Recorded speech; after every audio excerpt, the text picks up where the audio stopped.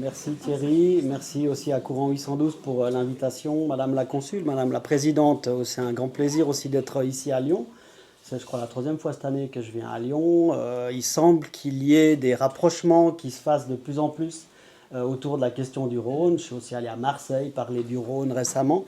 Donc je pense que c'est important que nous, les Suisses en particulier, on fasse régulièrement le trajet vers Laval, vers le Var, pour parler en fait avec vous. Et on se réjouit de la signature de l'accord cadre sur le Rhône dont parlait Madame la Consul, qui est, à mes informations, on va dire, chez les juristes. Donc en général, quand on arrive chez les juristes, c'est qu'on est, pour ainsi dire, à bout touchant. Moi, j'espère qu'on puisse le signer cette année et qu'on puisse commencer, évidemment, à discuter hydrologie, hydraulique, choix des modèles, etc. Parce que vous allez voir dans nos deux exposés, on va vous présenter quelques éléments qui sont, on va dire, des amorces de réflexion. Je crois que le but ce soir, c'était de vous permettre de nous poser des questions à la fin.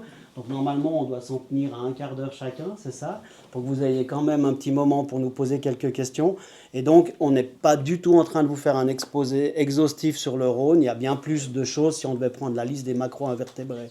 On en aurait pour un petit moment. Donc, j'ai repris le titre. On aurait pu dire, comme le disent les Gaulois, est-ce qu'un jour le ciel va nous tomber sur la tête? Est-ce que le Rhône peut un jour être à sec? On est dans ce genre de questions qu'on n'espère jamais voir arriver. Donc, on a 4 thèmes qui nous paraissaient importants de vous présenter. C'était de rappeler la situation actuelle de part et d'autre de la frontière ou sur les deux parties du bassin versant. De vous dire aussi quels soins sont apportés au Rhône. D'habitude, dans les termes techniques, on parle de régénération des milieux, de renaturation. J'aime de plus en plus parler de soins, parce que je pense qu'on doit prendre soin du Rhône, évidemment. De plus en plus, on parle également de ce concept One Health, une seule santé pour la planète. C'est valable également pour les fleuves. Ensuite, on voulait vous proposer quelques réflexions sur les enjeux qui sont liés aux évolutions qui nous attendent, pas seulement climatiques, mais notamment climatiques. Et puis, peut-être faire un petit détour par la gouvernance, avec des positions différentes entre le régulateur État, on va dire, et l'opérateur qui soit subit la gouvernance ou alors peut l'influencer, mais d'une manière différente que celui qui doit prendre des responsabilités d'autorité. Donc, au-delà des photos qui, pour nos amis suisses, rappellent évidemment tout autant le canton du Valais avec son glacier, son torrent, l'embouchure du Rhône dans le Léman, le Lavaux, et puis ensuite la rade de Genève et le Rhône-Genevois. Donc vous avez les 3 cantons qui sont honorés. Ce sera difficile pour moi de parler au nom des Valaisans, au nom des Vaudois et au nom des Genevois en même temps, puisque vous le savez, dans notre pays, chaque canton a son autonomie, a son autorité par rapport à ce que la Confédération nous permet, et en particulier en matière d'eau, c'est important. Donc je vais essayer de vous parler de temps en temps de ce que je sais du Valais et du canton de Vaud, mais je parlerai essentiellement de Genève. Donc pour le Rhône suisse, sa carte d'identité, si j'ose dire, c'est 290 km sur les 812 km, dont une toute petite partie pour le canton de Genève, 27 km, 80 km pour le Léman. Donc c'est dire que entre les Vaudois et les Valaisans, ils en partagent une grande partie, évidemment, sur la partie amont. Ne pas oublier que ce fleuve est bilingue. On est souvent entre francophones à parler du Rhône, mais le Rhône naît avec une langue maternelle alémanique. Et c'est important de le rappeler. On a aussi parfois, en termes de gouvernance, de la peine à avoir nos collègues haut-valaisans avec nous. Ça a été le cas notamment avec l'appel du Rhône qui a fait une assemblée populaire. On n'avait pas personne de langue allemande. Donc c'est aussi une des spécificités de ce bassin versant. 8000 km² sur Suisse, donc c'est à peu près 10% du bassin versant complet. N'oubliez pas qu'il y a évidemment tout le bassin versant de la Saône, puisqu'on parle d'une confluence importante qui se déroule ici. D'ailleurs, ça me permet chaque fois de faire un clin d'œil, comme j'aime bien jouer avec les voyelles. Lyon a la chance d'avoir un Y dans son nom, donc ça signifie la confluence. Un jour, il faudra qu'on écrive Genève avec un Y pour qu'on ait la même chose que Lyon, la chance de dire la confluence de l'Arve et du Rhône, qui est aussi une confluence importante.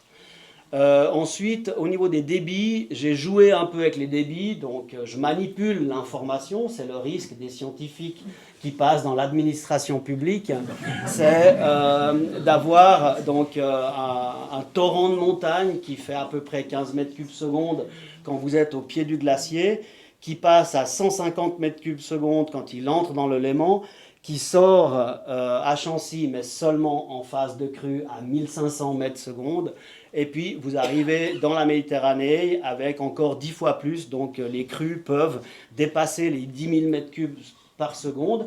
C'est dire que sur relativement peu de kilomètres, vous avez une hydraulicité et une puissance qui donne ce nom en fait au fleuve le plus puissant de France, puisque sur un dénivelé relativement rapide, vous avez effectivement cette augmentation assez forte qui est certainement due en grande partie aux Alpes, mais aussi à tout le bassin de la Saône et à la partie Cévennes. Ensuite, vous dire que le Rhône, c'est un des 4 protagonistes européens de ce qu'on appelle le château d'eau. Donc nous les Suisses, on parle du château d'eau. C'est une métaphore qui devient de plus en plus difficile à tenir, surtout pour un pays neutre comme le nôtre. On devrait peut-être plutôt parler de tête de bassin, puisque la tête de bassin, vous êtes d'accord que si vous voulez soigner la partie opérationnelle de votre corps, vous devez faire attention à votre tête. Donc si vous voulez que le Rhin, le Danube, le Pô et le Rhône fonctionnent correctement, il va falloir qu'on soit très attentif à la manière dont on doit gérer nos Alpes, le massif du Gothard en particulier. Donc, je l'ai dit, bilingue, et puis en termes d'usage, c'est le mot courant qu'on utilise très souvent dans la discussion. On n'en a pas moins de 15 en fait qui sont joués par le Rhône, et je vous montrerai un petit tableau tout de suite. Et puis quand on commence à être un peu plus technique, on va dire, ou scientifique, on va parler de prestations écosystémiques ou de services écosystémiques, et là on en a dénombré pas moins de 50, notamment Jean-Louis Michelot dans une publication qui est disponible. Juste pour vous montrer la question des usages, c'est des choses qui étonnamment sont pas forcément, n'ont jamais été synthétisées en fait au sein de nos administrations, mais dont on a de plus en plus besoin. C'est de commencer à avoir cette pédagogie en fait de la synthèse. On est sur une thématique qui est complexe, et là vous avez uniquement l'illustration des types d'usages qu'on peut avoir sur une rivière. Et vous voyez que les 3 vedettes à Genève, c'est l'Arve, le Rhône et le lac Léman. Et qu'avec ces 3 masses d'eau, si on veut les appeler autrement, on a à peu près tous les usages qui sont délivrés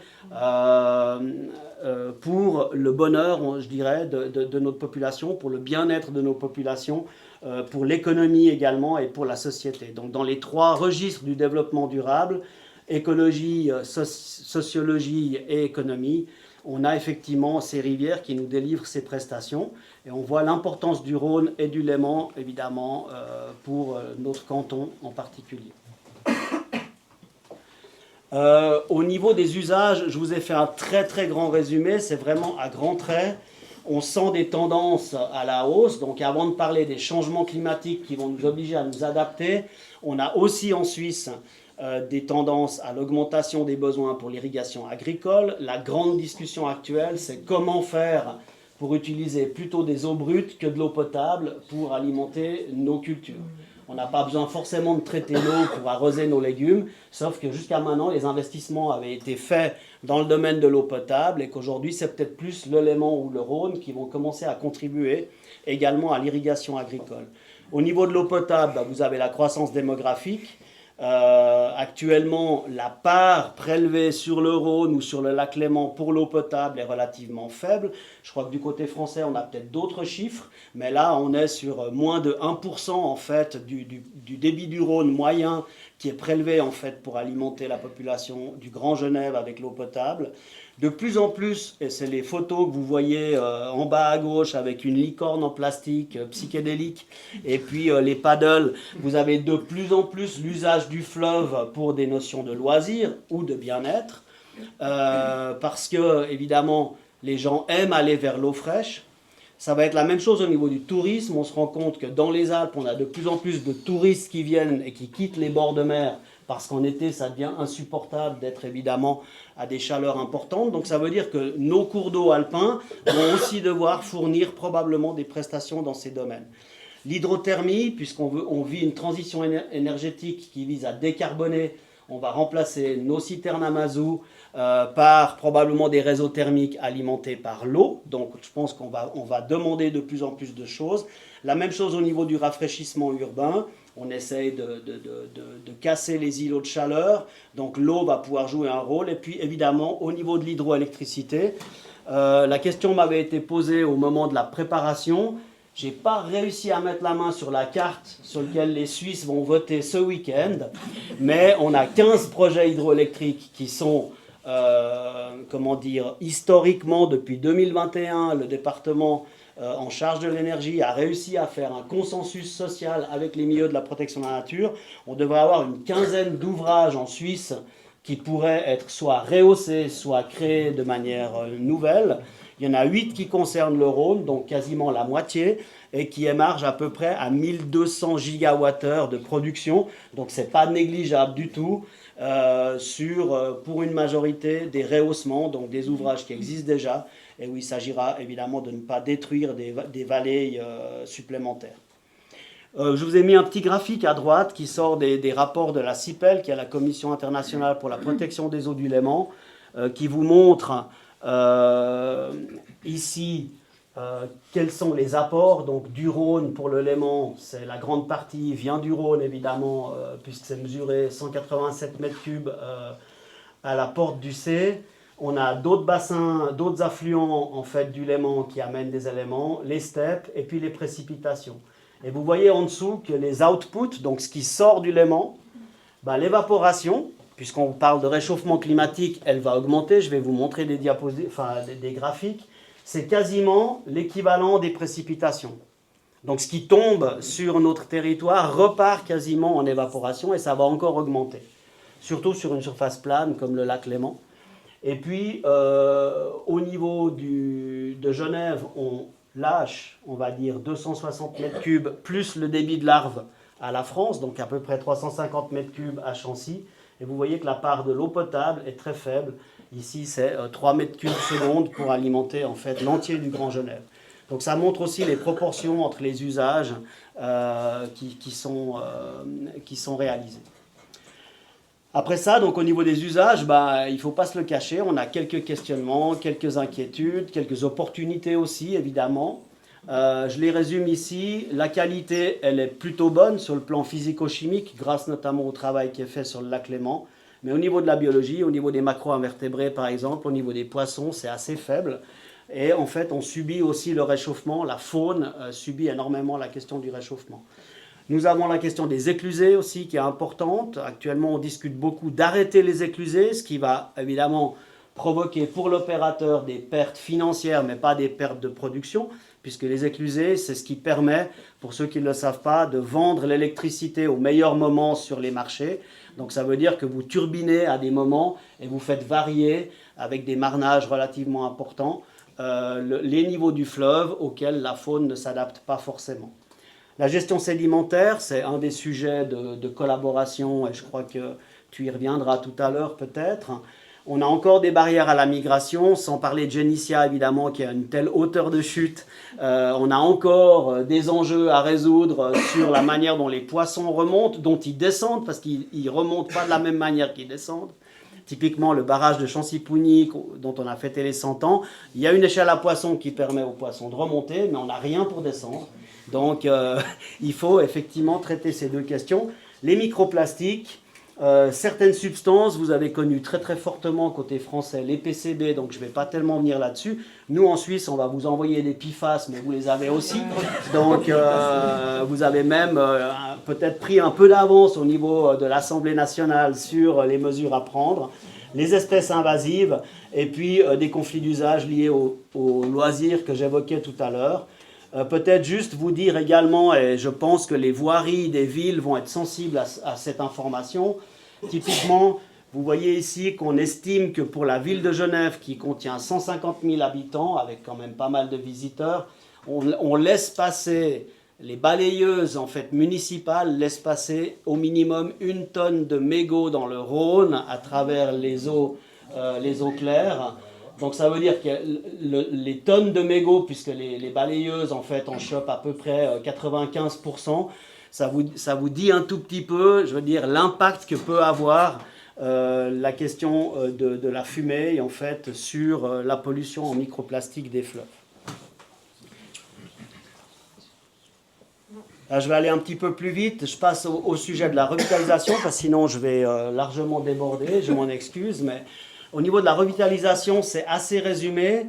Il faut savoir que la majorité des berges du fleuve et du lac côté suisse sont construites, donc sont durcies, on va dire, par des aménagements pour permettre l'évacuation des eaux, mais aussi une certaine aménité pour les propriétés privées. Donc, je n'ai pas fait le calcul précis, mais j'estime qu'on a encore moins de 15% des 290 km dont je vous parlais tout à l'heure qui ont une certaine naturalité. Donc, c'est faible. Vous avez un exemple encore d'une zone alluviale en Valais. Et donc ça nous amène à vouloir fortement retravailler, revitaliser, renaturer les rivières. Donc c'est fait autant du côté français que du côté suisse. Par exemple, il y a l'idée de renaturer le delta du Rhône dans le lac Léman du côté vaudois. Il y avait un immense projet qui s'appelle Rhône 3 qui visait évidemment à décorseter un petit peu le fleuve. Je vais vous montrer juste un schéma après. Mais nos amis valaisans sont un peu en train de revenir en arrière parce que le projet leur semble coûter trop cher par rapport aux bénéfices et aux inconvénients que ça va représenter, aux bénéfices environnementaux et aux inconvénients que ça pourrait représenter pour certaines branches de l'économie. Au niveau de la CIPEL, on a fait en sorte de travailler sur la renaturation des embouchures avec S des affluents du Léman. Et puis, le réseau hydrographique genevois, on a un programme de renaturation depuis 25 ans qui a réussi à renaturer à peu près 40 km de rivière pour 200 millions de francs d'investissement. Dans ce sens-là, côté suisse, le bassin du Rhône a été pionnier, on va dire, dans la logique de renaturation. Et on a la chance à Genève, sur 27 km, d'avoir à peu près que 5 km qui est complètement artificialisé au niveau de l'urbain. Sinon, le Rhône coule quasiment dans son Talweg d'origine, à part sur les petites parties occupées par les barrages. Au niveau du Valais, je vous ai dit que j'en parlerai en espérant ne pas me tromper trop, mais vous connaissez le fait que le Rhône a été corrigé, ce qui fait toujours un peu sourire les Français. Nous, on se permet de corriger nos fleuves comme certains corrigent leurs enfants ou leurs délinquants, si j'ose dire. Il y a des maisons de correction, ce qui fait toujours beaucoup rire Éric Orsena. Nous, on a corrigé la rivière, ça veut dire ce que ça veut dire.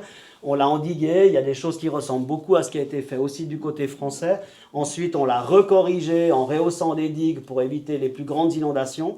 Et puis maintenant, l'idée, c'était de faire un troisième projet qui, à l'intérieur des grandes digues qui ont été faites lors de la deuxième correction, permettait de renaturer en fait un certain nombre de biotopes. On a très peu de bras morts, nous on a très peu de l'Aune, donc on est obligé de travailler dans le lit de la rivière, côté suisse. Mais on avait aussi des intentions de ce genre qui sont actuellement en cours de discussion entre le Valais et la Confédération. Au niveau des évolutions, vous donnez juste un petit point de vue qui n'est pas du tout climato-sceptique, hein, prenez-le pas comme ça, mais il faut toujours se mettre dans l'idée qu'à l'échelle des temps géologiques, la rade genevoise, donc là vous avez la jetée du jet d'eau, hein, vous avez le jet d'eau qui sort là actuellement, vous avez le bain des Paquis ici, et ben, à l'époque c'était une marche glaciaire. Donc il y a seulement 10 000 ans en arrière. Ensuite, au Moyen-Âge, c'était essentiellement en fait, un cours d'eau avec un système forestier qui l'accompagnait. Et aujourd'hui, si j'ose dire, c'est le lever de la victoire, non. C'est la régulation des niveaux du lac, et c'est la question qui a été posée tout à l'heure. Est-ce qu'on possède le robinet? Non, ce que fait la Suisse, parce que la Confédération a demandé à 3 cantons qui s'engueulaient à cause des Genevois sur les niveaux du lac, faites un accord qui, s'il vous plaît, fait en sorte qu'entre Genève, Vaud et Valais, on n'entende pas parler de vos bisbilles au niveau bernois. Donc on a fait un accord intercantonal qui en fait fixe un ruban d'exploitation des niveaux du lac qui est hyper précis. Donc par rapport à ce que vous voyez là, où le lac se retrouvait à peu près 300 mètres en amont du bain des Paquis, ici, où il y avait les villages palafites qui vivaient à cet endroit-là, vous avez aujourd'hui en fait un ruban hyper précis qui est géré en fait par les SIG à travers le barrage du Seget et que nous contrôlons en tant que régulateurs sur la base de ce que les Vaudois et les Valaisans nous demandent. Et c'est en fait une partie de ces éléments-là qui ont amené aussi à discuter beaucoup avec les Français ces derniers temps. C'est, tant qu'on est dans le ruban, le savoir-faire, on va dire, ordinaire des Suisses convient à tout le monde. Si maintenant on commence à se rapprocher du haut ou du bas du ruban, ben là, ce serait bien qu'on ait des possibilités de discuter, si je veux résumer un petit peu les enjeux qui se présentent à nous. Donc, juste pour vous dire, j'ai mis des graphes pour faire très scientifique, mais je ne vais pas vous les lire dans le détail. Globalement, les précipitations vont garder le même volume, donc c'est rassurant, c'est un peu la même chose en Suisse qu'en France, sauf erreur dans les conclusions. On est aux alentours de 1200 mm à l'amont du lac, plutôt à 900 mm à Genève, ce qui nous permet d'avoir aussi une vigne épargnée de mildiou, en fait, à certains moments.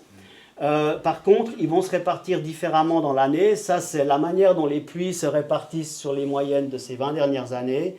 Et puis, on aura également moins de neige, en fait, sur les Alpes. Donc, on aura une contribution de la neige qui sera plus faible.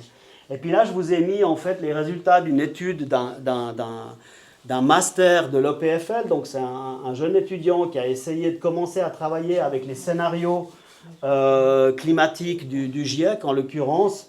Et puis, où on voit qu'il va y avoir effectivement encore des variations, mais en gros, sur les 1100 mm de pluie qu'on connaît actuellement, avec le pire des scénarios, on pourrait passer à 1087. Donc, ce n'est pas tellement au niveau du volume de pluie qu'on a peur, en fait, de perdre un input, en fait, hydraulique ou hydrologique.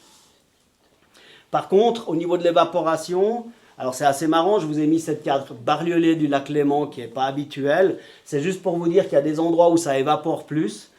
En l'occurrence, c'est du côté de Genève. Je ne sais pas pourquoi, je vous laisse imaginer. Peut-être qu'on est plus échauffé à Genève qu'ailleurs. Mais donc, il y a plus d'évaporation côté genevois. Et puis, globalement, l'évaporation va augmenter. Donc, comme l'évaporation correspond à peu près à l'apport en fait, des précipitations, on va avoir une perte si on fait le bilan entre évaporation et pluie. Et puis, les variabilités interannuelles vont rester fortes. Vous voyez ces variations d'une année sur l'autre. Donc, ça veut dire que pour nous, enfin pour l'opérateur en particulier, mais aussi pour nous qui accompagnons l'opérateur, ben, il va falloir rester... Est-ce que la statistique va rester l'instrument numéro 1 ou est-ce que la prospective va devenir l'instrument numéro 1? C'est-à-dire, est-ce qu'on va devoir faire des scénarios qu'on n'a jamais connus ou bien est-ce qu'on continue à regarder dans le rétroviseur pour dire « Ah bon, ça va aller, les 30 dernières années, ça s'est passé comme ça, donc ça devrait continuer à se passer comme ça. » On est en train de changer nos méthodes, nos approches, c'est pour ça qu'on a des doutes aussi sur les modèles et c'est là où l'accord cadre sur le Rhône va être intéressant, c'est qu'on va pouvoir commencer à discuter du bon choix des modèles. Les glaciers, c'est aussi une des questions qui a été posée quand on préparait la conférence. Vous voyez qu'à l'horizon 2100, sans mesure de protection du climat, les spécialistes du Poly de Zurich estiment qu'on pourrait perdre tous nos glaciers. Enfin, il n'en resterait que 5% de la surface qu'on connaît en 2017. Alors que si on prend des mesures, on pourrait en sauver, on va dire, à peu près 40 km². Donc 40% des 100 km² en fait qu'on a aujourd'hui. Il faut savoir qu'on a quand même déjà perdu à peu près la moitié du volume par rapport aux années 1800. Donc ça veut dire qu'on n'arrête pas en fait la dégringolade. Mais là-dessus, je ne peux pas aller plus loin. Peut-être que mon collègue hydraulicien pourra nous dire en quoi la fonte des glaciers a une influence sur évidemment l'exploitation des ouvrages hydroélectriques. Moi, je n'ai pas encore forcément la bonne corrélation. Et puis enfin, au niveau de la sortie du lac, donc ce que nous, on va envoyer à la France, le robinet, enfin ça c'est en l'occurrence le robinet naturel, hein, on voit que les débits ne vont pas arrêter de diminuer. Avec les scénarios les plus catastrophiques, on peut des fois carrément toucher le fond. Mais en gros, on estime qu'entre 8 et 15% de perte de débit, en fait, devrait également se produire côté suisse, donc sur la partie haute du bassin versant. Et puis enfin, je terminerai par les questions de partage et de gouvernance en vous faisant tout de suite une petite proposition, non pas de morale, mais d'un avis personnel. C'est que en fait, les besoins de solidarité vont aller croissant, que par contre, la bonne nouvelle, c'est qu'on a énormément de savoir-faire entre les Suisses et les Français. On donne même des conseils à l'international sur comment il faut faire la gouvernance des grands fleuves. Donc ça veut dire qu'on serait bien inspiré de le faire déjà chez nous, quoi. Moi je pense. Hein. Donc j'aime aussi, et c'est un clin d'œil de ma part, Genève apparaît, ou bien Rentemplant dirait confusément comme un point stratégique. C'était déjà le cas du côté de Jules César qui en fait se posait la question comment il allait traverser le Rhône justement à cet endroit-là. C'est encore le cas aujourd'hui avec ce fameux barrage du Seget qui représente le robinet sur lequel on se réjouit de discuter évidemment avec les Français, de savoir comment il faut le manier avec finesse, même si c'est que les Suisses qui l'ont financé jusqu'à aujourd'hui, ce qui est aussi une des discussions en fait, qui a lieu à l'heure actuelle. Ensuite, il faut, à mon avis, et c'est pour ça que je suis là aujourd'hui, parce qu'à titre personnel, j'y crois beaucoup, il faut concevoir le Rhône comme un bassin versant, et il faut en permanence que les gens pensent du glacier jusqu'à la Camargue, et donc qu'on fasse régulièrement le trajet entre les Suisses et les Français, de l'amont vers l'aval, en intégrant la frontière, non pas comme une difficulté, mais comme une opportunité. Donc la frontière doit être en fait un lieu de dialogue, et on a du savoir-faire, et montrer l'exemple à l'international, c'est ce que j'ai déjà dit. Là, j'ai des tas d'exemples, mais je ne vais pas aller trop loin, parce que je suis déjà beaucoup trop long. Vous avez des accords au niveau intercantonal, au niveau binational, au niveau international, avec des conventions dont le secrétariat est à Genève. Donc ce serait pas mal qu'on soit bien inspiré de montrer l'exemple à Genève, si on a la convention d'Helsinki, qui a évidemment son secrétariat à Genève. Nous avons effectivement des tas d'accords sur des tas de sujets qui se résument en fait sur cette fresque historique. Le seul chiffre que vous devez retenir, c'est le petit 40 qui est en haut à droite. Depuis 1880, on a développé pas moins de 40 outils de coopération mutuelle entre les Genevois et les collectivités françaises, ou entre les lémaniques et les collectivités françaises. Le seul truc, c'est que chaque fois, c'est un sujet différent.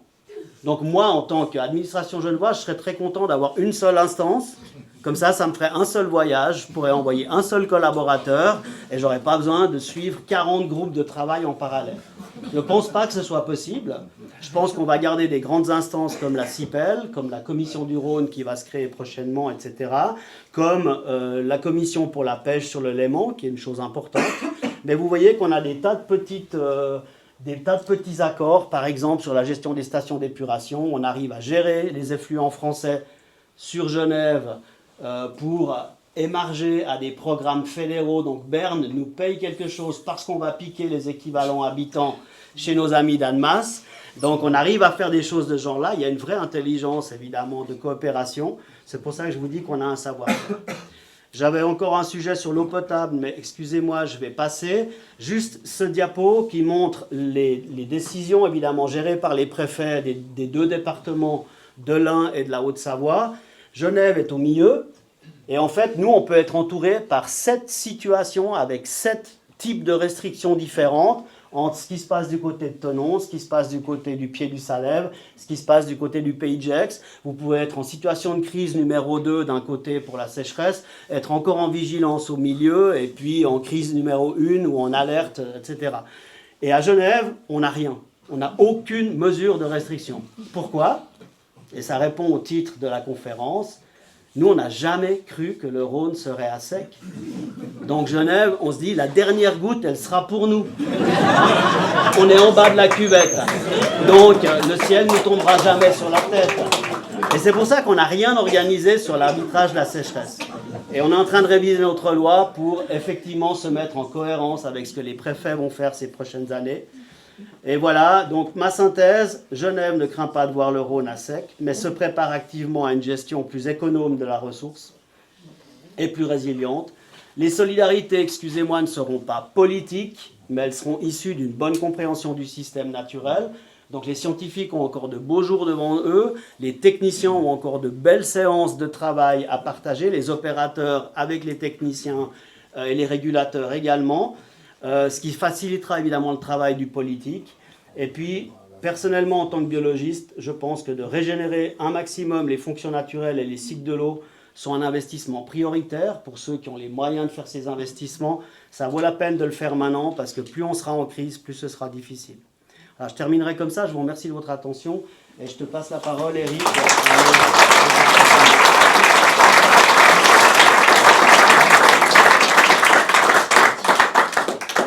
De l'autre côté, déjà, ça va montrer qu'on n'est pas sur le même bord. Voilà, donc je suis Éric Divet, je travaille à la CNR comme on l'a dit, donc je suis directeur ressources en eau, donc c'est une fonction qu'on vient de créer à la CNR depuis le 1er avril. Non pas qu'on ne se préoccupait pas de la ressource en eau avant le 1er avril, mais on a voulu qu'elle soit incarnée à la CNR, qu'il y ait quelqu'un qui puisse incarner cette fonction, cette préoccupation, qui ait une vision transverse à l'échelle de toute la CNR et aussi pour l'extérieur, parce que si Genève ne se préoccupe pas trop du sujet d'état sec, on a beaucoup de riverains, nous, jusqu'au sud de la Méditerranée, enfin au sud du Rhône, qui sont très préoccupés, voire même les Pyrénées-Orientales, si vous avez suivi l'actualité, qui rêvent d'aller prendre l'eau dans le Rhône pour l'amener jusque dans les Pyrénées-Orientales et peut-être à Barcelone. Voilà, donc on a des sujets quand même très, très actuels chez nous. Alors, je vais refaire un petit point, mais je vais passer parce que finalement c'est quelque chose qui a été évoqué un petit peu dans l'introduction sur la CNR et son rôle. C'était pour faire un petit peu la différence entre le rôle qu'on a nous, CNR opérateur, et puis le rôle qu'a Gilles dans ses activités. Donc la CNR, c'est une société anonyme d'intérêt général, donc c'est une particularité en France, c'est une des rares sociétés, voire même la seule à avoir ce statut. Donc une société ancienne, hein, puisqu'on a été créé en 1933, spécifiquement pour prendre en charge la concession du Rhône. Donc la concession du Rhône, c'est un peu particulier en France, c'est le seul fleuve qui a une concession unique pour aménager le fleuve depuis la frontière suisse jusqu'à la Méditerranée. Ça avait été pensé dans la loi Rhône de 1921, donc il y avait eu des visionnaires qui avaient déjà imaginé de faire une vision, comme disait la présidente, holistique, d'ensemble de tout le Rhône, et elle a créé une société pour prendre en charge ce travaux. Donc nous, on se voit comme des opérateurs, aujourd'hui des industriels, et donc on a cette concession unique. On a également un capital qui est majoritairement public. Il y a une loi qui oblige à ce que le capital de la CNR soit majoritairement public. Donc dans nos actionnaires, il y a Engie comme actionnaire industriel, et puis après on a la Caisse des dépôts, et on a les collectivités locales. On a par exemple le département de la Haute-Savoie qui est au conseil de surveillance, et dont le président siège au conseil de surveillance de la CNR, et ainsi de suite. Et donc on a dans ce fonctionnement, on gagne de l'argent à travers la production d'énergie hydroélectrique, et c'est ça qui a financé l'ensemble des actions et des aménagements qu'on a fait sur les autres activités. Donc l'aménagement qu'on a réalisé, ça a été depuis la frontière pratiquement suisse, un petit peu en aval, c'est pas tout à fait la frontière, c'est un petit peu en aval de Chancy-Pougny, jusqu'à la Méditerranée. Vous voyez, on a fait 18 aménagements hydroélectriques qui se répartissent, qui font un peu des marches d'escalier. On a utilisé la pente naturelle pour finalement faire des sauts à chaque marche, et à chaque marche, on en profite pour récupérer la force hydraulique du fleuve. Et avec ça, on fait aujourd'hui 25% de la production hydroélectrique française. Et vous verrez, il y a un petit, voilà, j'en parlais tout à l'heure, vous avez un petit endroit ici, vous voyez, c'est pas plat. Et c'est un petit endroit où il y a encore un peu de pente et où on pense qu'on peut encore tirer un peu d'énergie hydroélectrique. Alors, donc Gilles a parlé des aménagements suisses, vous devez avoir en tête un peu de ces grands aménagements type la Grande Dixence, avec des volumes énormes de retenue. Donc nous, on a des aménagements différents, on a du fil de l'eau, c'est-à-dire qu'on prend l'eau qui arrive, on la turbine et elle repart aussitôt. On n'a pas du tout de stockage. Et donc ce qu'on a réalisé comme ouvrage, si j'arrive à avoir le pointeur.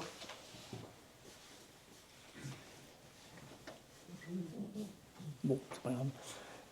Donc vous imaginez le Rhône autrefois, il coulait ici, et on est venu créer un canal de dérivation qui permet d'amener l'eau jusqu'à l'usine où on va produire, qui permet au bateau de passer à travers les écluses, et ensuite cette eau va rejoindre le Rhône.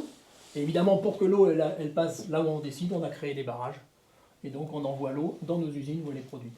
Ici, on a les anciens lits du Rhône, avec les Launes qu'a évoqué Gilles. Les Launes, c'est des bras secondaires, c'est la terminologie dans la région. Et donc il y a eu tout un développement économique avec des zones portuaires. On a plus de 18 zones portuaires, dont le port Édouard Herriot, qui est à proximité de la confluence, un petit peu en aval.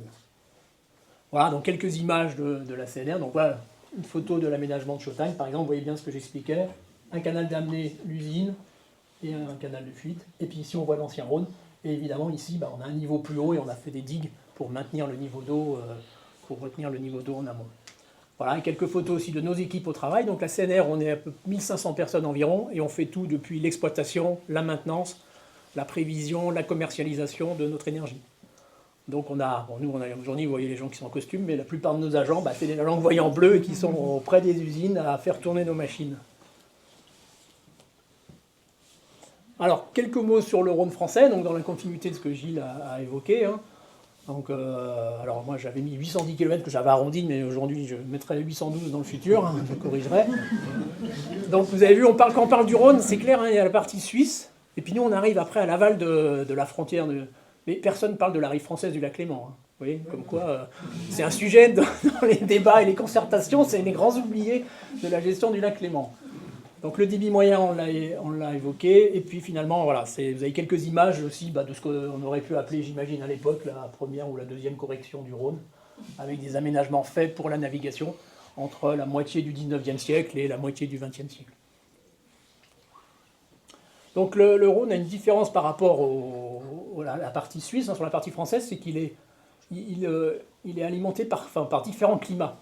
Donc vous avez des climats comme celui un peu en Suisse, avec un climat alpin, mais vous avez aussi des climats semi-continentaux, en particulier avec des grands flux d'ouest qui viennent sur la plaine de la Saône. Vous avez des influences méditerranéennes, avec ce qui est connu, c'est les crues cévenoles dont on entend parler régulièrement. Donc ce qui fait que tous ces climats combinés amènent le Rhône à avoir un débit relativement soutenu tout le temps. Donc quand il y a de l'eau sur les Alpes, il y en a peut-être moins en Méditerranée. Quand inversement, il n'y a plus d'eau dans les Alpes, on a des flux sur la Méditerranée, qui viennent de la Méditerranée. Et au final, si on regarde la courbe des débits, donc là, en vert clair, là, c'est le débit que vous voyez passer à Genève, qui sort de la frontière. Vous voyez qu'il est toute l'année relativement constant. Alors, il y a un peu la régulation du lac Léman qui intervient, mais ici, si on n'était pas dans la salle fermée et qu'on voyait la confluence, on serait dans cette zone violette ici. Vous voyez qu'on parle toujours du Rhône, mais le violet, finalement, cette part-là, c'est la Saône. Vous voyez que la Saône, elle fait des fois beaucoup plus que le débit du Rhône. On aurait pu, le fleuve aurait peut-être dû s'appeler après Lyon la Saône. Ou comme dans des autres pays, au Bangladesh, ils changent de nom à chaque fois qu'il y a une confluence. Et donc on aurait trouvé un autre nom à l'aval. Donc ça, c'est en moyenne. Donc vous voyez en moyenne un peu à quoi ça ressemble. Et ce qui est remarquable, c'est que la différence entre le débit le plus faible sur le Rhône en moyenne et le débit le plus fort, elle est relativement faible. Vous êtes autour de 1000, et là, un petit peu plus de 2000. C'est très très faible. Il y a des pays où les facteurs, c'est un facteur 10, 50, etc. Et dans des périodes de très sèches, donc là on pourrait se dire est-ce qu'on pourrait être à sec, finalement on voit que la part de ce qui vient de la Suisse, en vert clair, reste très élevée encore, et que finalement on a quand même encore un débit qui reste soutenu à la restitution en Méditerranée, avec pratiquement presque 40% des apports qui viennent du sortant de l'aval du Léman, avec l'Arve comprise. Donc ça, c'est une particularité, et c'est ce qui fait que le fleuve est puissant, et qu'il est très intéressant pour l'hydroélectricité, parce qu'on a toujours des débits quand même soutenus. Les deux centrales qui produisent le plus en France, c'est la centrale de Donzère, qui est une centrale CNR, et après c'est la centrale de Génissia, qui est aussi la centrale CNR, qui est juste à l'aval de la Suisse. Concernant les usages, donc, on est sur un bassin de vie de 11,5 millions d'habitants. Il y a 20% de l'alimentation d'eau potable qui est faite sur le Rhône, 80% grâce aux affluents. Il y a beaucoup d'aménagements hydroélectriques, j'y reviendrai. La consommation nette, c'est de l'ordre de 19 milliards de mètres cubes, brut, et la consommation nette, 3,1 milliards. Alors la différence entre les deux, c'est vous avez la consommation pour le nucléaire qui est de 14 milliards, mais c'est de l'eau qui prennent dans le Rhône et qui restitue quasiment instantanément, plus chaude, mais qui restitue pratiquement immédiatement. Donc en termes de consommation, on est autour de 3,1 milliards de mètres cubes, ça doit faire à peu près 5% du débit qui passe à Beaucaire en moyenne. C'est l'agriculture qui est la plus grosse consommatrice, avec pratiquement 50% de la consommation d'eau.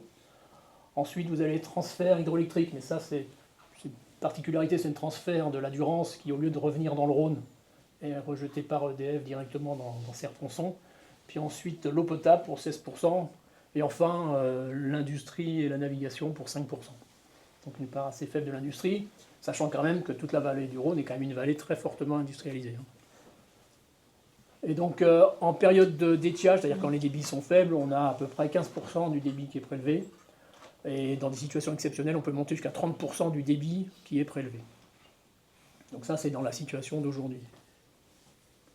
Voilà, un petit point. Voilà. Ici, les ronds jaunes sur la carte, ça vous montre les grandes réserves pour les grands barrages, type Serre-Ponçon, Grande Maison.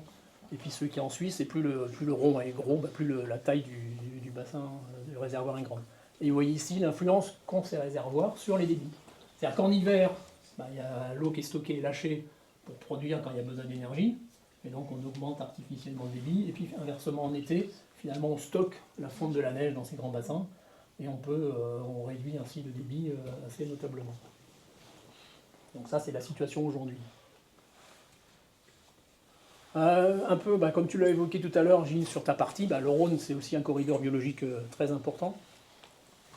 Et donc, on a engagé déjà depuis les années 90 un programme très ambitieux de correction, de renaturation du fleuve. Il y a plus de 120 km de vieux Rhône qui ont été rétablis. Et donc ça, c'est des actions qu'on a entreprises, et donc à la fois des réhabilitations de zones. Là, on enlève des ouvrages que je vous montrais tout à l'heure, les ouvrages qui ont été faits pour la navigation il y a un siècle. Aujourd'hui, on vient les enlever pour relaisser au fleuve un espace de déplacement, un espace de liberté, pour qu'ils viennent retravailler les berges, se recharger en matériaux, etc. Voilà, donc je vous ai mis quelques images de ce que ça donnait une fois qu'on avait restauré. L'idée, c'est de recréer des habitats, hein. C'est pas une vocation esthétique, c'est plus une vocation de recréer des habitats pour la faune et la flore. Voilà, pardon, je vais un peu vite. Hop. Voilà un autre exemple. Et puis on contribue aussi à rétablir la continuité piscicole, donc à la fois comme c'est fait à Chancy-Pougny, mais aussi on a tout un programme pour permettre aux poissons amphihalins, c'est ceux qui ont une phase où ils vivent dans la mer, une phase où ils vivent dans le fleuve, de pouvoir remonter. Donc on avait créé des ouvrages qui ont permis à un moment de recoloniser jusqu'à l'Ardèche, et aujourd'hui on est remonté jusqu'à la Drôme, puis on verra ensuite si on continue ces développements. Voilà, donc ça c'était la situation actuelle. Et donc maintenant, si on se projette comme tu l'as fait sur les enjeux et les perspectives, donc déjà on peut regarder, comme tu disais, dans le rétroviseur, qu'est-ce qu'on constate depuis 1960. Donc depuis 1960, si on regarde les chiffres clés, en gros on a pris presque 2 degrés de température extérieure, de température de l'air. Les besoins en l'évapotranspiration ont augmenté de 23%, c'est-à-dire que les végétaux ont besoin de plus d'eau qu'autrefois. On n'a pas vu de changement significatif sur les précipitations. Par contre, on voit que la part de la neige dans les précipitations diminue. On a de moins en moins de stock de neige. Voilà. Au niveau de l'eau du fleuve Rhône, on voit qu'elle s'est réchauffée. Alors elle s'est réchauffée pour 2 raisons. Il y a le réchauffement climatique et puis pour presque autant le fait qu'il y ait des centrales nucléaires avec le réchauffement des centrales nucléaires. Il y a 4 centrales nucléaires qui sont situées le long de la vallée du Rhône. Et puis à la sortie, en Méditerranée, on a déjà constaté une baisse des débits à Beaucaire de 13% en été, donc dans les périodes les plus tendues. Voilà, et donc si on... Alors là, je ne vais pas vous faire un cours sur la commande de météorologie, mais c'est quand même juste pour montrer quand on parle de toutes ces projections, comment on les fait. Donc il y a des modèles globaux qui sont faits au niveau mondial, et ces modèles globaux, c'est des mailles de 100 à 250 km. Vous voyez ici, on voit la représentation, alors c'est pas tout à fait la Suisse, c'est un peu à côté là. En gros, avec un carré, vous avez fait, avec 2 carrés, je vais être généreux, avec 2 carrés, vous avez fait toute la Suisse. Et avec 3 carrés, vous avez fait tout le Rhône d'un bout à l'autre, quoi. Donc dans les modèles, c'est ça. Et dans un modèle global comme ça, où le Rhône, vous avez une seule maille qui représente à la fois le massif central, les Alpes, et vous n'avez pas le Rhône au milieu. Donc ça, c'est les modèles de projection sur lesquels on s'appuie. Dans ces modèles, on vient forcer les émissions de CO2 pour le futur, c'est les scénarios du GIEC. Et après, on retraduit ces modèles en projection avec des modèles plus locaux. Alors là, vous voyez les mailles, c'est 10-50 km. Nous, le problème, c'est que le fleuve, il fait 300-400 mètres de large. Il est long, mais il n'est pas large, quoi. Donc pour arriver à représenter ce genre de phénomène sur des mailles, c'est pas évident. Et après, il y a des modèles de descente d'échelle qu'on appelle, qui permettent de repasser au niveau local. Donc ça nous donne des projections climatiques. Ensuite, il y a des modèles de projection hydrologique, des modèles de simulation du fonctionnement du Rhône, de sa nappe, du cours d'eau, de tous ces affluents qui nous font des projections. Et puis nous, on peut faire nos propres projections ensuite sur la production du fleuve Rhône. Voilà, qu'est-ce que nous disent donc tous ces résultats de modèles, donc dans les différents scénarios d'hypothèses de réduction ou de maintien des gaz à effet de serre. En gros, on va avoir un réchauffement qui peut aller jusqu'à 4 degrés de l'air. Et sur les précipitations, donc autant, voilà, c'est clair, il y a une montée des températures. On voit bien que sur ces courbes ici, c'est les évolutions suivant les différents modèles des projections de précipitations qu'on est à quelque chose de relativement stable. Donc sur le Rhône, aujourd'hui, en moyenne, on est autour de entre 1000 et 1200 mm par an. On devrait dans le futur rester à 1000-1200 mm par an. Par contre, vous voyez la répartition dans l'année, donc ça c'est décembre, janvier, février. Donc là, on aura un peu plus d'eau, suivant les différentes hypothèses. Par contre, en été, juin, juillet, août, on a des risques d'avoir effectivement beaucoup moins d'eau à ce moment-là. Donc on va avoir une variabilité des répartitions des débits qui va augmenter notablement, avec plus de tension sur les périodes estivales pour assurer les usages. Voilà, donc dans les modèles, c'est des études qui ont été faites par l'Agence de l'eau, basées sur les modèles du GIEC et les modèles de Météo France, et qui projettent jusqu'en 2055 l'évolution des débits. Ici, vous voyez Beaucaire. Donc en bleu, c'est le débit moyen existant, et puis en rouge, c'est le débit futur qu'il pourrait y avoir. Donc avec plus d'eau en hiver et moins d'eau en été. Et sur le secteur, si on regarde le secteur là, qui n'est pas à la limite de la France et de la Suisse, bah, en hiver plus 30% et puis en été moins 19%. Alors s'il y a moins 10% chez vous, bah, ça fera peut-être un petit peu moins et on tombera à peu près sur des volumes équivalents à ce qu'on a aujourd'hui. Donc déjà là on peut dire a priori, il n'y a pas trop de chances que le Rhône soit à sec, sauf dans des périodes très très particulières où on risque d'être en tension. Donc ça veut dire qu'il va falloir s'habituer à tout ça. Et donc tous les usages qu'on a, l'objectif c'est quand même de les maintenir, voire de les développer pour certains, puisqu'on a quand même des ambitions en France de réindustrialiser le pays, et qu'il y a des grandes plateformes industrielles au bord du Rhône qui sont identifiées comme des secteurs potentiels intéressants pour ce développement. Donc il va falloir qu'on puisse faire ce développement mais avec des usages moins consommateurs d'eau. Donc le Rhône reste un fleuve puissant mais il n'est pas inépuisable. Mais on voit bien qu'il attise les convoitises un petit peu, comme je le disais tout à l'heure, sur les Pyrénées-Orientales ou sur d'autres secteurs. Donc côté CNR, donc je rappelle, CNR, on est un opérateur, nous on s'engage et on agit pour faire en sorte qu'on atténue tous ces effets. Et donc notre première conviction, c'est qu'il faut qu'on développe très rapidement les énergies renouvelables, puisque plutôt que de s'adapter, c'est déjà essayer de lutter contre les causes initiales. Et donc pour ça, nous, on a des ambitions de développer les énergies renouvelables. Aujourd'hui, on a 3000 MW à peu près de puissance installée sur le Rhône, 1000 MW en éolien et photovoltaïque, et on vise à ce qu'en 2030, donc à un horizon très proche, on ait 1500 MW de plus. Donc pour cela, on vise à augmenter la production d'hydraulique sur le Rhône, avec une cible en 2041, développer l'éolien et le photovoltaïque le long de la vallée du Rhône, et de solariser la vallée du Rhône. Et puis on a aussi des projets innovants. Vous voyez quelques exemples que j'ai mis ici, c'est des panneaux photovoltaïques, ce qu'on appelle linéaires, verticaux.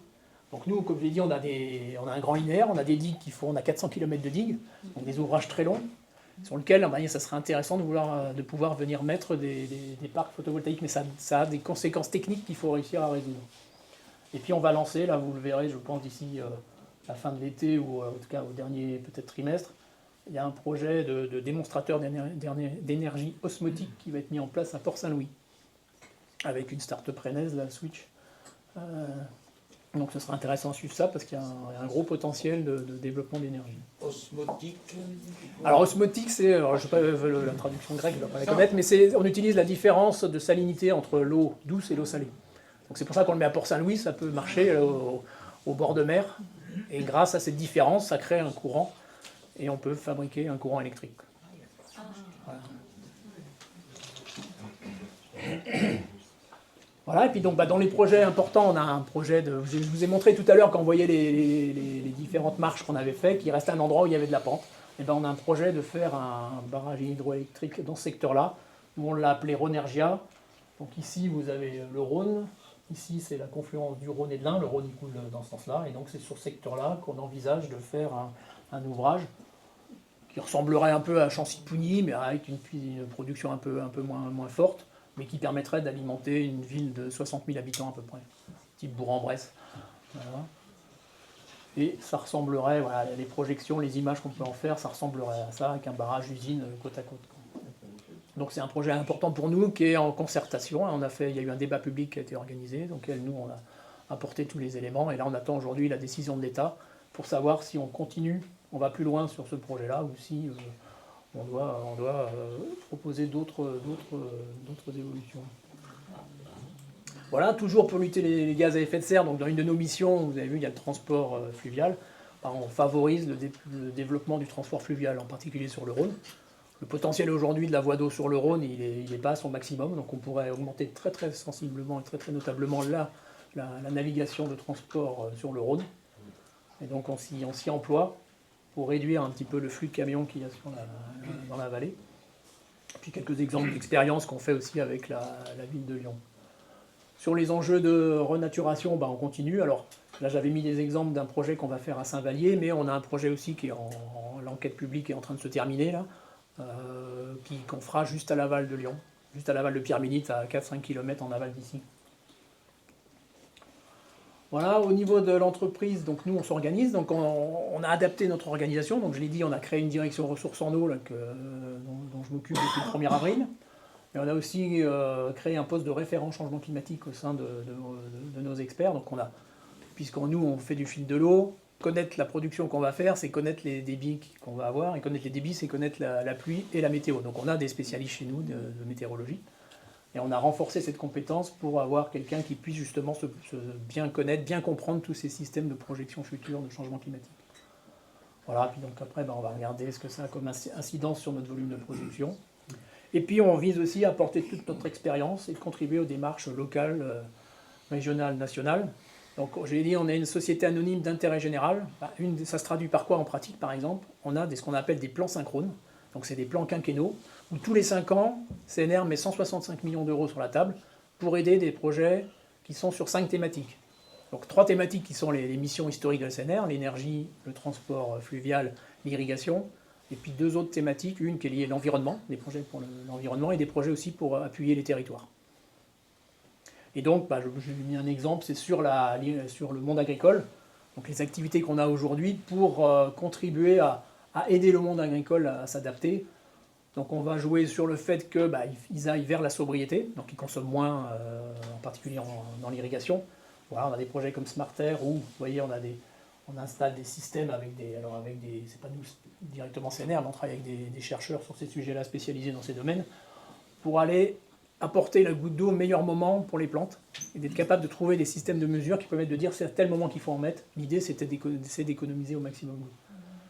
On a des projets d'agrivoltaïsme, on appelle la parcelle du futur, donc là vous êtes peut-être venu de la Suisse, peut-être pas par... mais si jamais vous descendez par la 6, au moment où vous arrivez dans Lyon, tout début d'arriver dans Lyon, il y a le lycée agricole d'Ardilly, et vous les voyez depuis l'autoroute. Si vous avez la chance qu'en plus la circulation soit un peu freinée à ce moment-là, vous avez largement le temps de regarder. Et vous pourrez voir les panneaux bouger en fonction du soleil.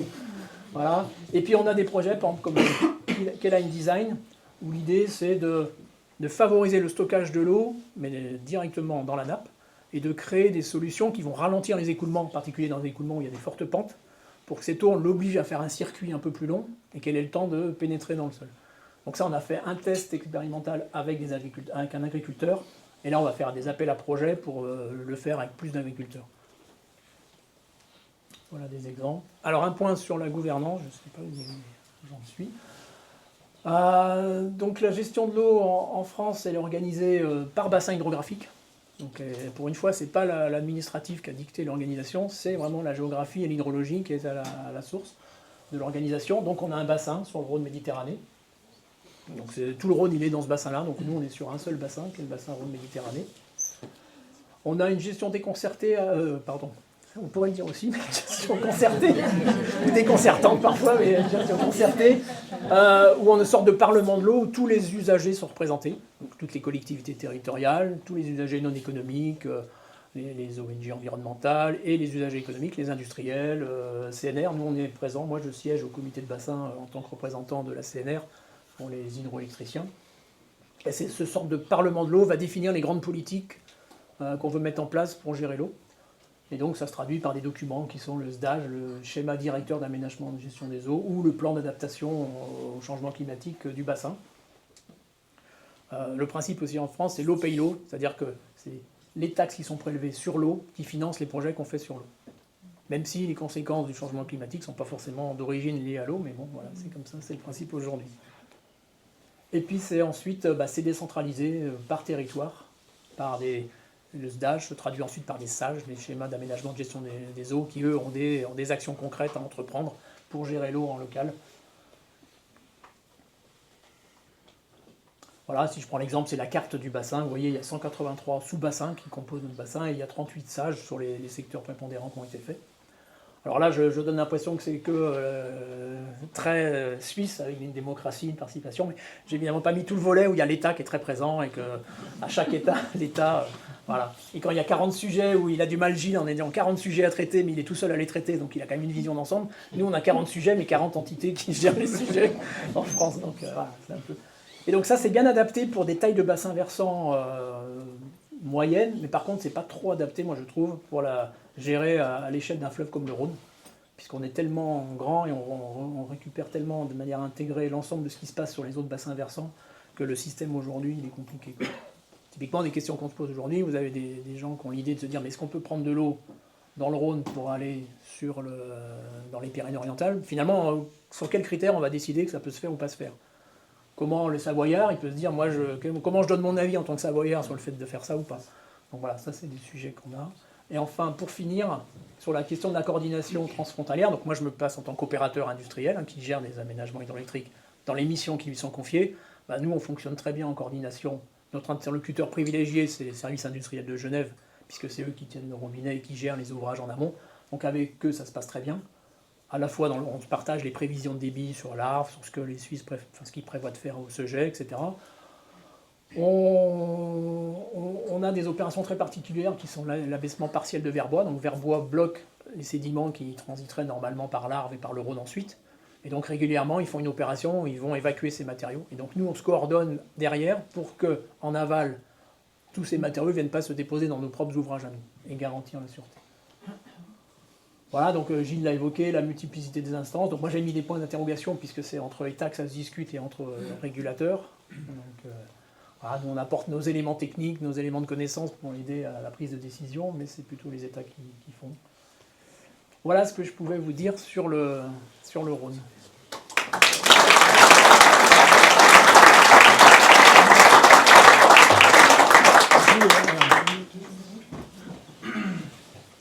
Eh bien, on va commencer les questions. Si vous avez des questions, il y en a une qui a été posée par Anna Karina Kolbs, qui est la directrice des affaires internationales du canton de Genève, qui s'excuse de ne pas pouvoir être là, et qui m'a dit, moi, je demanderai aux conférenciers ce qu'ils feraient aujourd'hui l'un et l'autre, en priorité, s'ils avaient le pouvoir décisionnel dans la gestion du fleuve.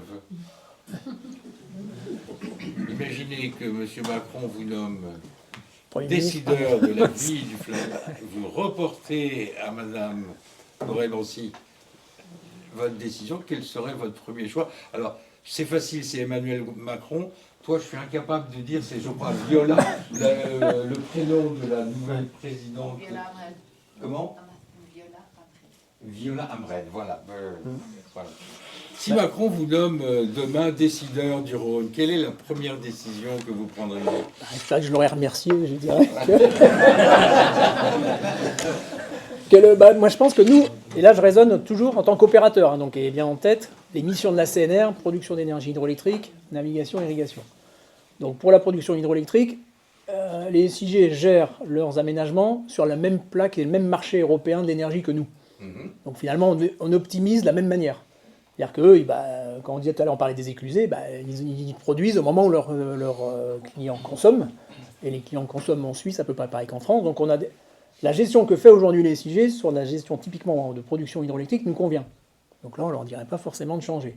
Bon, sur la navigation, on sort ça a peu d'impact. Vous avez vu, on a des systèmes de marche, escalier, qui fait que la navigation est garantie finalement indépendamment du débit.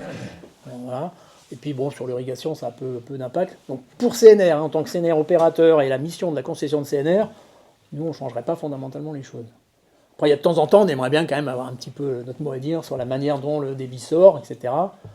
Mais c'est pas forcément... Voilà, pour nous. Après, je sais qu'il y a d'autres opérateurs qui peuvent être intéressés dans d'autres circonstances pour dire qu'ils aimeraient bien qu'il y ait de l'eau qui arrive en cas de crise. Et toi, Gilles, qu'est-ce que tu prendrais Moi, si j'avais, mettons, l'autorité ou le pouvoir de ceux à qui je conseille des choses qu'ils ne font pas forcément à l'heure actuelle, je pense que je prendrais un peu les mêmes décisions qu'eux, c'est-à-dire des décisions faciles à prendre, mais super compliquées à mettre en œuvre.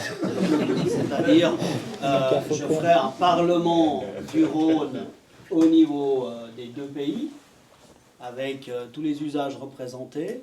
Donc c'est très joli, c'est une décision facile à prendre. On va tous se rencontrer, on va tous se parler, mais après si vous n'avez pas un ou deux, qu'est-ce qu'on va dire, chefs d'orchestre, et probablement il faudrait avoir un ou deux par pays qui sont capables ensuite de reporter dans les territoires la fiabilité de ce qui a été discuté en fait dans des cercles un peu plus spécialisés. Donc ça veut dire qu'il faut trouver le super ambassadeur, super vulgarisateur et qui comprend bien tous les usages, alors qu'aujourd'hui on est un peu en retard sur les données. C'est-à-dire, là, je parle pour la Suisse, hein, je ne parle pas forcément pour la France, mais en Suisse, on a eu cette attitude vis-à-vis de l'eau qui est, on est dans le château d'eau, on aura toujours assez d'eau, et en fait, on peut même irriguer nos cultures avec de l'eau potable. Donc, on ouvre le robinet, c'est les investissements qu'on a fait, mais cette attitude-là, elle ne va plus être possible dans les 20, 30, 40 ou 100 ans qui viennent. Donc, il faut commencer à l'anticiper, donc il faut de la donner.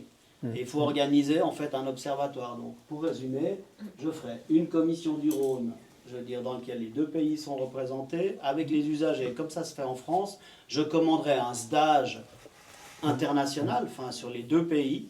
Et puis, effectivement, je mettrai en place un observatoire du Rhône, mais depuis le glacier jusqu'à la Camargue. Voilà.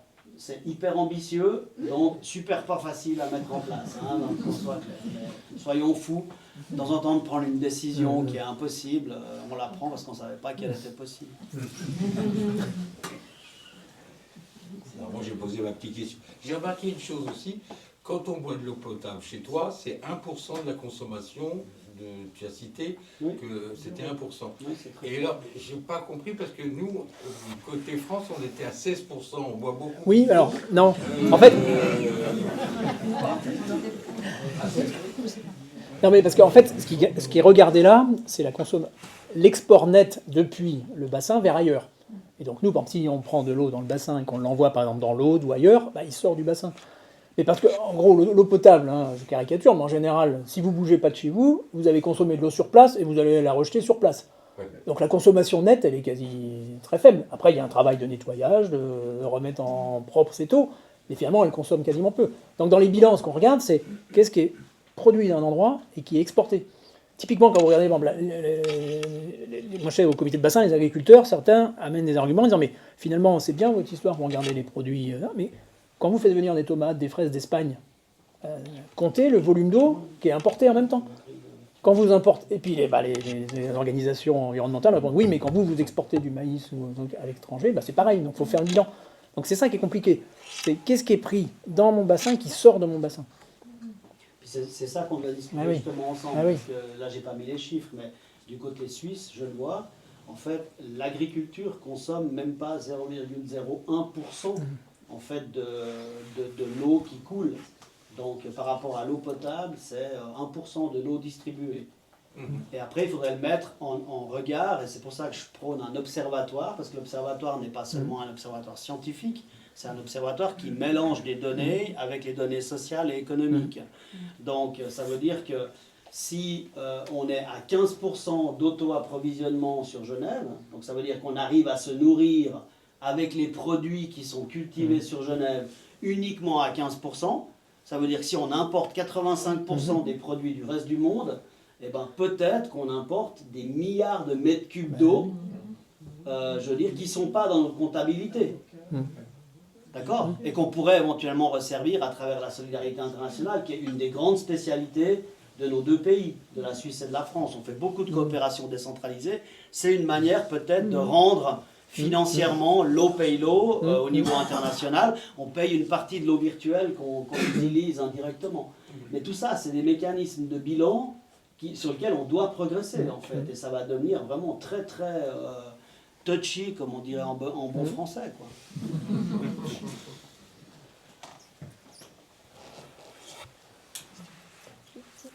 Didier. Ah pardon. Il y avait... Didier, après, deux Didier d'ailleurs. Ah bah. Non, mais vas-y Didier. Alors, on a beaucoup parlé de quantité d'eau, quid de la qualité. Alors je sais que sur la CNR, c'est pas réellement votre mission, mais bon, travailler sur la biodiversité, faire des aménagements pour la biodiversité, si la qualité de l'eau ne suit pas, c'est peut-être moyen. Et puis au niveau de la Suisse, je ne sais pas, je connais les SIG, parce que j'ai passé le diapositive, je ne sais pas si au niveau de la régie on peut remettre éventuellement le dia, mais ce que je voulais montrer à travers le dia, c'est que on a, avec les Français, on n'a pas parlé du sud du Léman, mais évidemment à la CIPEL, l'État français, l'agence, les collectivités sont là. On a fait quand même un super travail, c'est une histoire à succès, le Léman. Quand on voit le niveau de phosphore en fait, qui est actuellement présent, on est quasiment de nouveau sur un lac oligotrophe. Et ce que les gens doivent comprendre, c'est que C'est quoi oligotrophe? oligotrophe, ça veut dire qu'il y a peu de matière nutritive en fait dans l'eau. Un lac eutrophe, c'est qu'il y aurait beaucoup de matière nutritive. Alors les poissons font la gueule? Alors effectivement, non, il y a certains poissons, les poissons dits nobles, comme l'omble, etc., je veux dire, adorent les milieux oligotrophes, alors que les poissons blancs, le gardon, etc., préfèrent en fait un lac mésotrophe ou eutrophe, donc avec beaucoup plus de charge nutritive. Et ce que je voulais vous montrer, et que les gens ne comprennent pas toujours, c'est que quand vous voyez ce genre de tableau dans les rapports sur la qualité des eaux, ça c'est celui sur le Rhône genevois, vous voyez que le Rhône navigue en fait entre des qualités jaune à bleu, c'est-à-dire c'est la même symbolique dans toute l'Europe. Quand vous êtes dans le bleu, vous êtes très bon, quand vous êtes dans le jaune, vous êtes dans une qualité moyenne. Donc ça veut dire que le Rhône, quand vous faites les diagnostics sur la bactériologie, sur les diatomées, etc., on voit qu'on est sur des choses qui sont relativement de bonne qualité. Quand vous prenez les affluents, donc ce qui alimente le Rhône tout de suite, et qui est peut-être aussi le lieu de réservoir de la faune et de la flore locale, bah, c'est beaucoup plus rouge. Pourquoi ? Parce que le niveau de dilution est beaucoup plus élevé dans le Rhône. Donc ça veut dire que vous mesurez toujours avec un certain temps de retard. Et ce qui va se poser comme question pour nous, notamment, c'est ce qui s'est posé comme question avec les PCB et les PFAS. Dans ce genre de système, tout ce qui est bioaccumulant, donc toutes les substances qui sont OK au niveau de la norme, quand on mesure la dilution qui est passante, ben on dit OK, ça va bien Madame la Marquise. Puis quand on regarde un poisson de 50 cm dans le lac Léman qui est bourré en fait de mercure, de PCB ou de PFAS, ça va plus très bien Madame la Marquise. Donc les ichthyologues, donc les spécialistes des poissons vous diront que le Rhône genevois est le pire fleuve d'Europe au niveau de sa qualité piscicole, alors que moi je peux vous montrer que tout est bleu et jaune.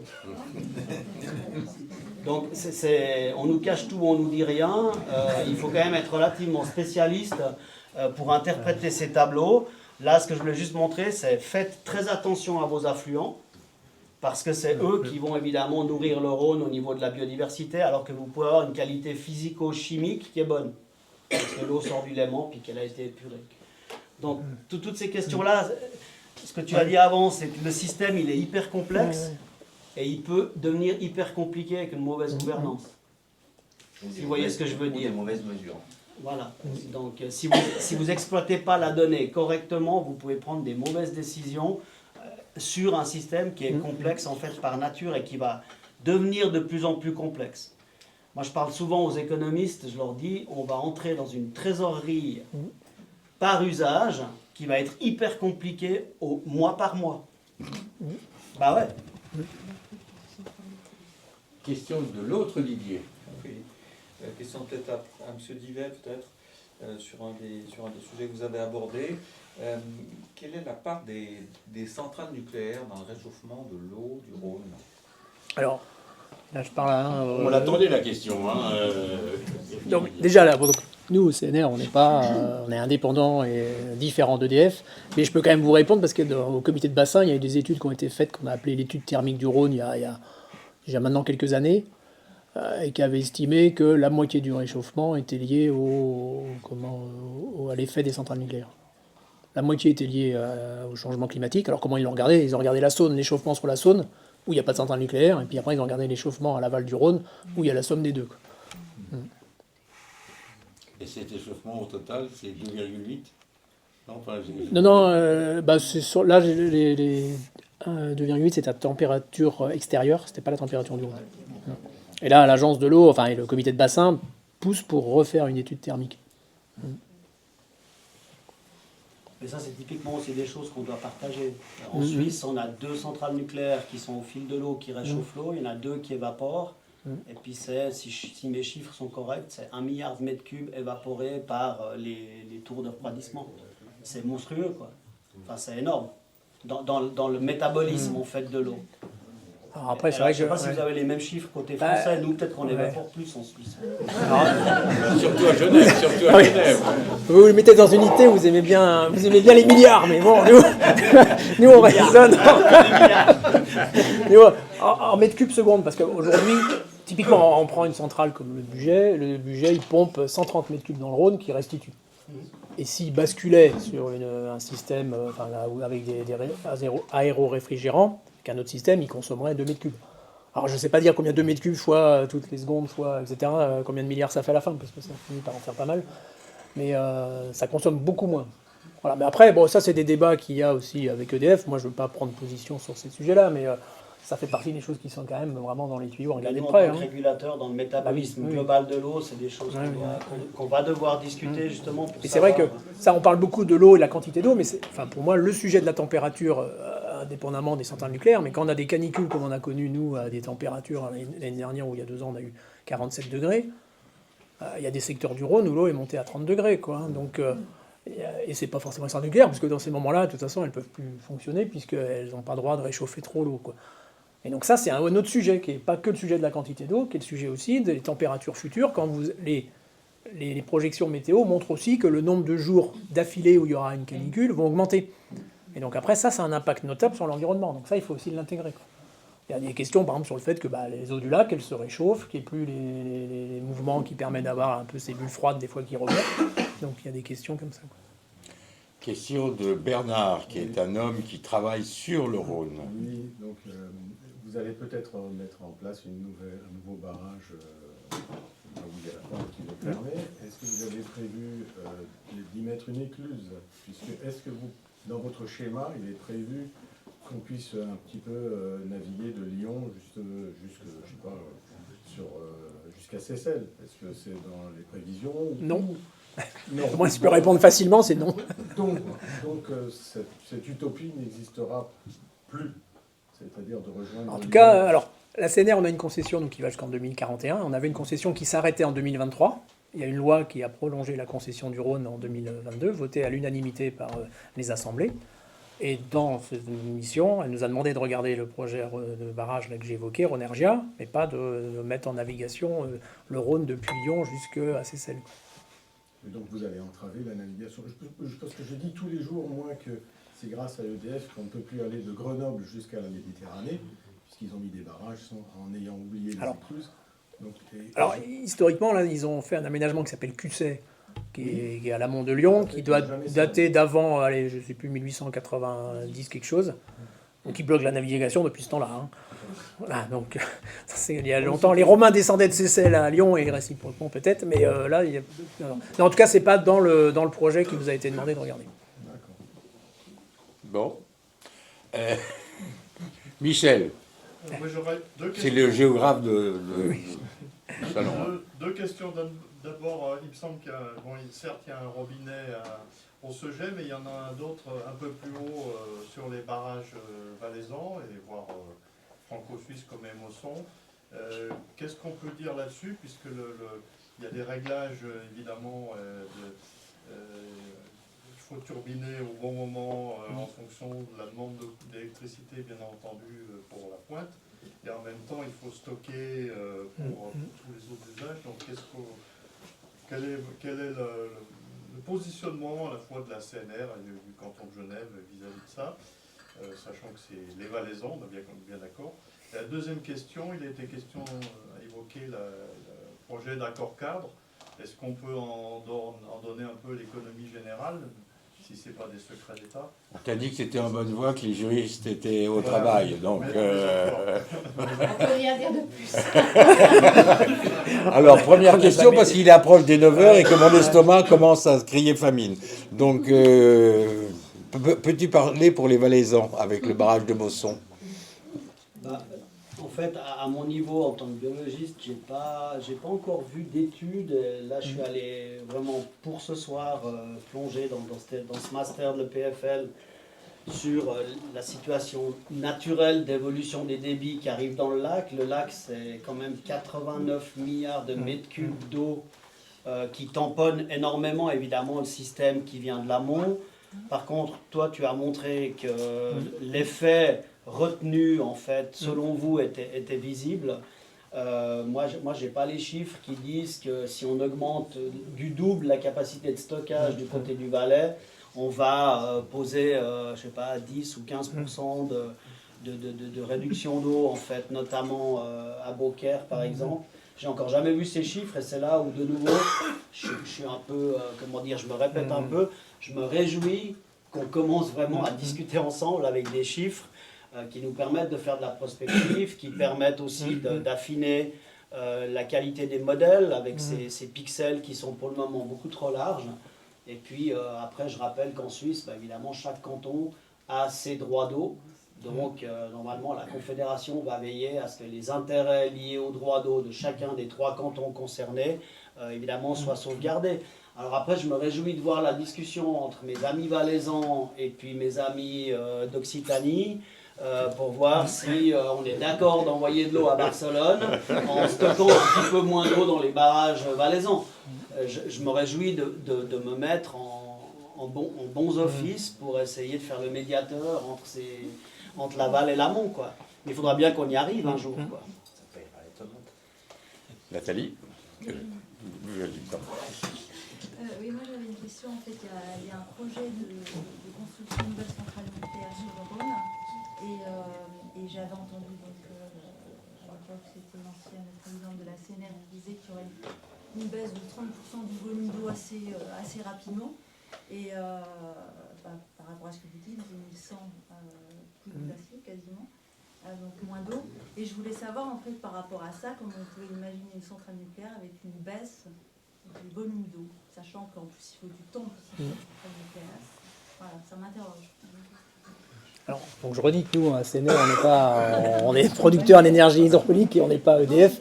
Non, mais en fait, dans les projets qu'a EDF, ce n'est pas les mêmes systèmes de centrales qu'ils vont faire. Elles seront plus refroidissement avec l'eau du Rhône en gros volume, parce qu'ils anticipent le fait qu'effectivement, ils auront moins de possibilités de prendre de l'eau dans le Rhône, quoi. En tout cas, c'est un sujet qu'ils ont en tête et on leur fait confiance pour le regarder avec attention. Mais après, on va avoir ce même problème pour toutes les énergies. Nous, on vient maintenant de supprimer une concession hydroélectrique sur la Versoix, donc il y a une toute petite rivière avec un très faible débit, parce que ces dernières années, il y avait, sur les 20 dernières années, il y a un mois pendant l'été où le concessionnaire en fait, ne pouvait pas turbiner. Aujourd'hui, on est en train de passer à 3 mois, on sera peut-être bientôt à 5 mois, donc ces questions de production énergétique avec la ressource qui nous est donnée va nous interroger de nouveau de façon objective, indépendamment des questions politiques, j'insiste. J'insiste. Je veux dire, on ne va pas faire des investissements, et là, les industriels sont mieux placés que moi, sur des choses qui ne sont pas tenables dans les 10, 20, 30, 40 ans, donc dans les durées d'amortissement qui sont les nôtres. Enfin, voilà.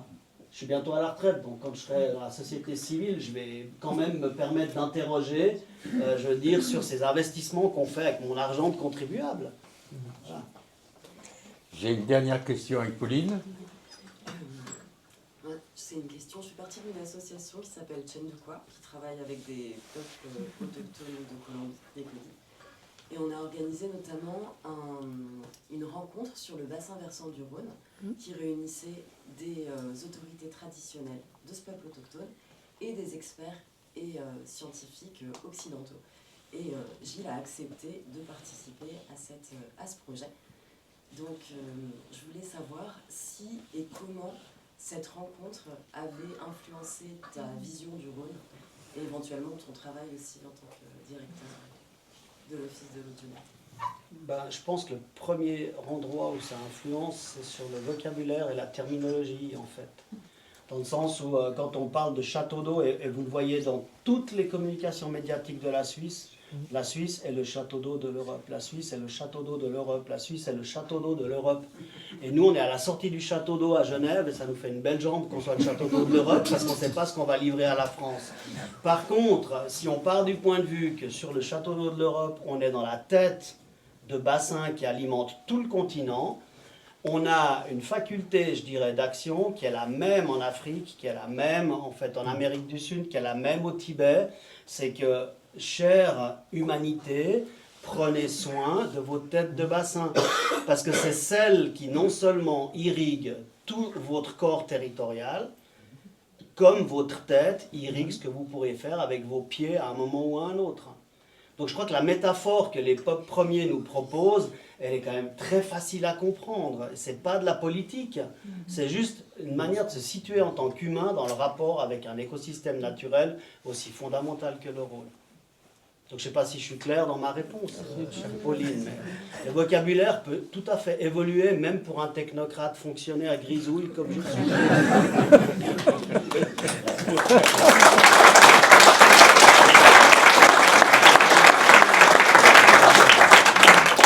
Puisque tu as parlé de la tête, on peut peut-être parler de l'estomac maintenant et rejoindre l'autre lieu où on va pouvoir dîner confortablement dans un bel endroit qui s'appelle la salle Guimet.